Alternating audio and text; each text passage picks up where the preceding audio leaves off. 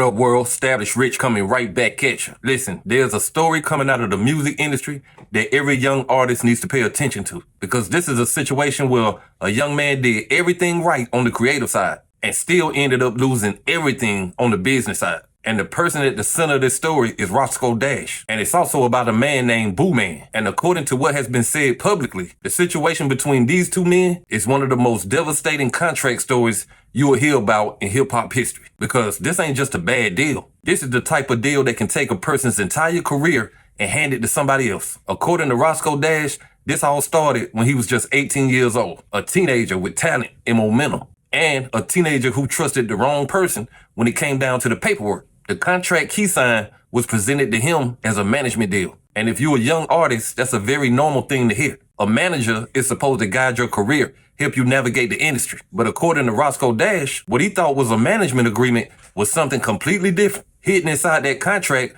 was language that gave Booman control over his music rights, control over his publishing, control over his administrative work. In other words, control over the very thing that makes artists money for the rest of their lives. Now, if you know anything about the music business, you already know that publishing is everything. The song may come and go on the radio, but the publishing checks can last forever. Movies, commercials, streaming, royalties. That's where the loan money comes from in the music business. And according to this story, that's the part of the business that was taken from Roscoe Dash before he even fully understood what he had signed. Now, let's hear what Roscoe Dash had to say in his own words. In that paperwork, which was supposed to be just some simple management, 20% standard, whatever, he ended up acquiring my admin rights and my publishing.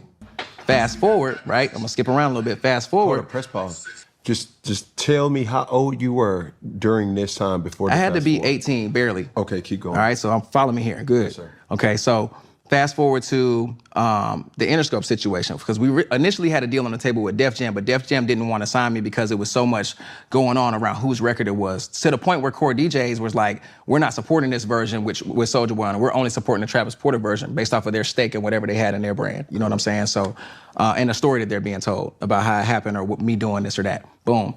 So, in the midst of me signing my deal with Interscope, we inserted another furnishing company, right? I ain't gonna say their name just because I'm still working on that. We still at the negotiating. Yeah, okay, so they end up furnishing me the Interscope within like maybe a 3 to 6 month span of me having that Interscope deal, which is right around the time when Show Out came out and we were shooting Show Out. Booman, out of whatever spiteful act he wanted to do, sold my contract to the furnishing company. I didn't even know this. Yeah, I found out in the recording booth when I came to say, hey, yo, I want to shoot Summertime Swerving Off Demolition 2020. I want to shoot a video for it. I'll go half on you. Let's just figure it out or whatever. He's like, oh, yeah, we don't handle that no more. We sold your contract to so-and-so. Now they got my admin rights, publishing, all kind of stuff like that. So I'm just giving y'all the paper trail on how why we get to this point. You put out 7 because 7 is an EP, not an LP, which doesn't constitute as an album. So now you get to give me half a credit and keep me in my deal. You see what I'm saying? And also milk my publishing for all these new records that I just put out. You see what I'm saying? So like, it's really just been a double dipping. It's always been a double dip situation. Now, think about what he just said.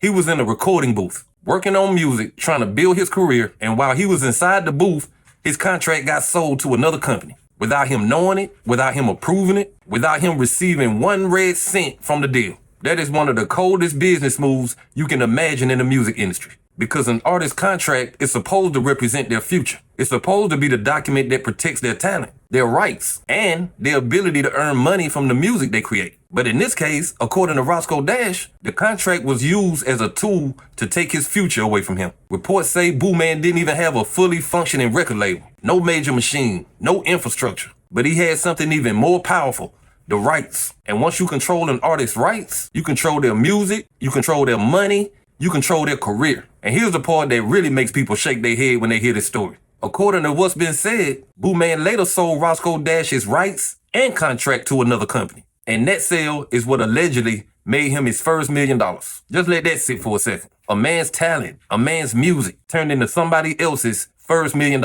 And Roscoe Dash ain't get nothing. Not a percentage, not a share, not a check. Now, when stories like this come out, some people immediately say the same thing.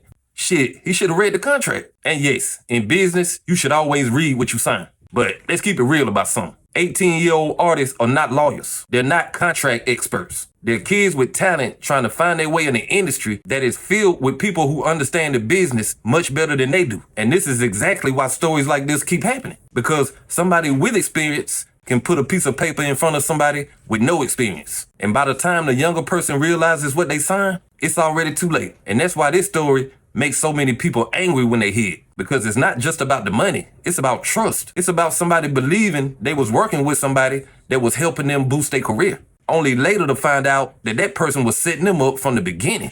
Now, after hearing Roscoe Dash tell his side of the story, a lot of people started asking questions. What does Booman have to say about all this? Because when somebody accuses you of taking their rights, selling a contract, and making your first $1 million off their talent, the world is going to want to hear your response. And Booman did eventually speak about the conversation with Big Bank on Perspectives. Now, during that interview, Booman talked about his role in Roscoe Dash's career. He talked about the contract. He also said something that made a lot of people raise their eyebrows. He said he didn't see a problem managing an artist and signing them to the record label at the same time. Now, if you understand the business side of the music, you already know why that statement makes people uncomfortable. Because that type of arrangement creates a major conflict of interest. A manager is supposed to negotiate the best deal for the artist. But if the same person owns the label, what are they really negotiating for? The artist or themselves? That question is at the center of a lot of criticism here, because many people believe that when management and ownership are mixed together, the artist usually ends up with the short end of the deal. And that's why so many people in this story felt like Roscoe Dash was put in a situation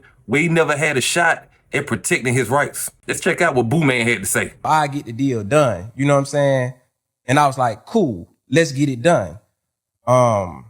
I was like, cool, let's get it done. Roscoe signed, but he knew I had to talk to his mama.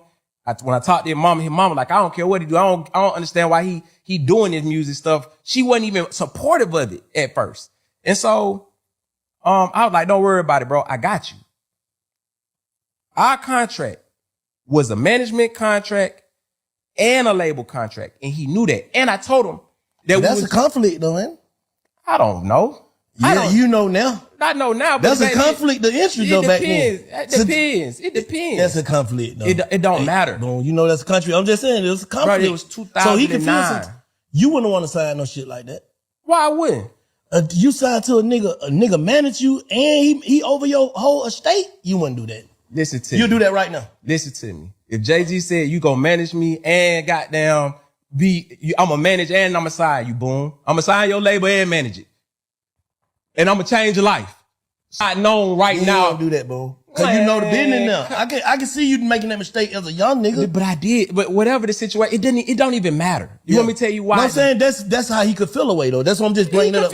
He could feel away, but why would you feel away? You're having success. He said he's never cashed a publishing check. That ain't got nothing to do with me.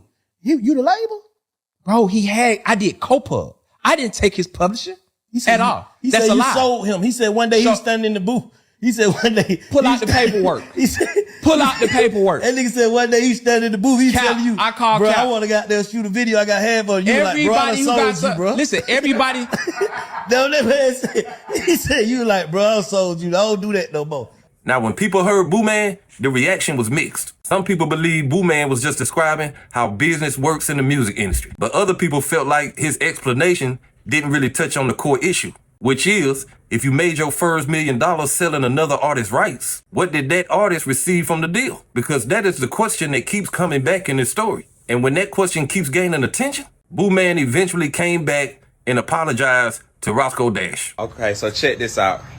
The interview just dropped with me and Bank, and it was a lot said, and I know a lot of people would give me my kudos, but I wouldn't feel right as a man if I didn't first apologize. I gotta apologize to Roscoe Dash. I was incorrect. I just found this out that I did own the admin rights. I owned his admin rights, and really what an admin right is the ability to collect on his behalf. Like I said, I was young. He was young. I didn't know a lot about it. I got an attorney to sign it up and draft it. But I did own his admin rights. So I have to take accountability for that. I have to make that public. I have to let that be known because I don't stand on no BS. Now, apologies can be a powerful thing.